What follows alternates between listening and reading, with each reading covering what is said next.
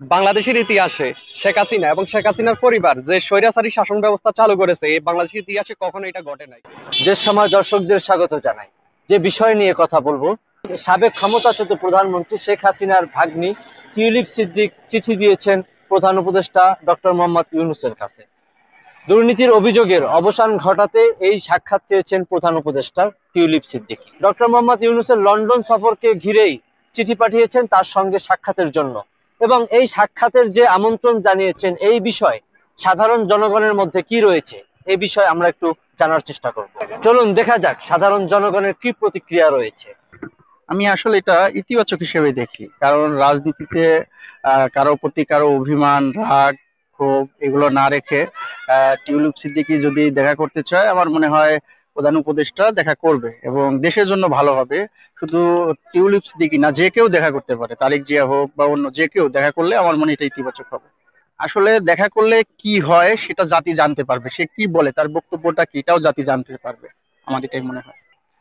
মাননীয় প্রধান উপদেষ্টা উনি তো শুধুমাত্র গ্রামীণ ব্যাংকের এমডি না আগের মতো, এখন উনি আমাদের প্রধান উপদেষ্টা, আমাদের রাষ্ট্রের প্রধান। তো উনার যে কোনো সফরে একটা প্রোটোকলের ব্যাপার আছে। তো একজন ব্রিটিশ এমপি, আরো বলতে গেলে দুর্নীতির অভিযোগে বরখাস্ত একজন সাবেক এমপি, তার সাথে আমাদের প্রধান উপদেষ্টার যদি কোনো সাক্ষাৎকার প্রয়োজন হয়, সেক্ষেত্রে সেটা রাষ্ট্রীয় প্রোটোকল মেনে করতে হবে আর কি।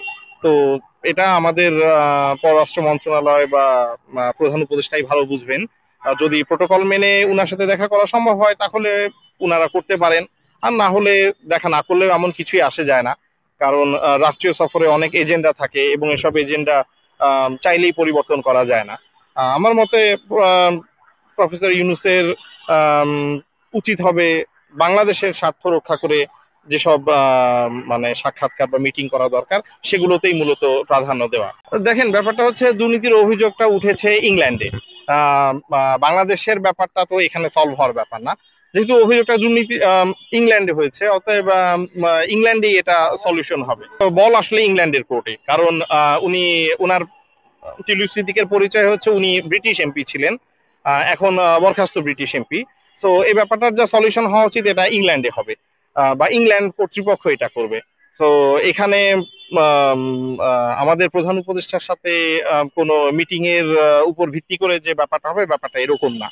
তো আমি মনে করি না যে এই মিটিং এর উপরে আম, ইংল্যান্ডের কোর্টে কোনো ডিসিশন প্রভাবিত হবে। অতএব এটা আসলে এতটা ইম্পর্টেন্ট আমি মনে করি না। বাংলাদেশের ইতিহাসে শেখ হাসিনা এবং শেখ হাসিনার পরিবার যে স্বৈরাচারী শাসন ব্যবস্থা চালু করেছে, এই বাংলাদেশের ইতিহাসে কখনো এটা ঘটে নাই। যে টিউলিপ সিদ্দিকী আমি মনে করি ডক্টর ইউনূস স্যারের সাথে দেখা করতে গিয়েছে, এটা কখনোই ঠিক না, বা দেখা করা উচিত না। হ্যাঁ, দেখা করা ঠিক হবে না। বাংলাদেশের রাজনীতিতে আওয়ামী লীগের রাজনীতি সম্পূর্ণভাবে নিষিদ্ধ করা উচিত। না, আমি চাই না কোনোভাবে দেখা হোক বা দেখা করুক, দেশের রাজনীতি নিয়ে কোনো কথা বলুক। তারা তাদের পরিবার, তাদের সম্পূর্ণ পরিবার দুর্নীতিগ্রস্ত ছিল। দেশের টাকা পাচার করে নিয়ে গেছে তারা। দেশের টোটালি শাসন ব্যবস্থা, অর্থনৈতিক ব্যবস্থা, রাজনৈতিক ব্যবস্থা সম্পূর্ণভাবে ধ্বংস করে দিয়েছে তারা। দর্শক, শুনছিলাম যে সাধারণ জনগণের কি প্রতিক্রিয়া রয়েছে। মেহেদী হাসান মুয়াজ, দেশ সময়, ঢাকা।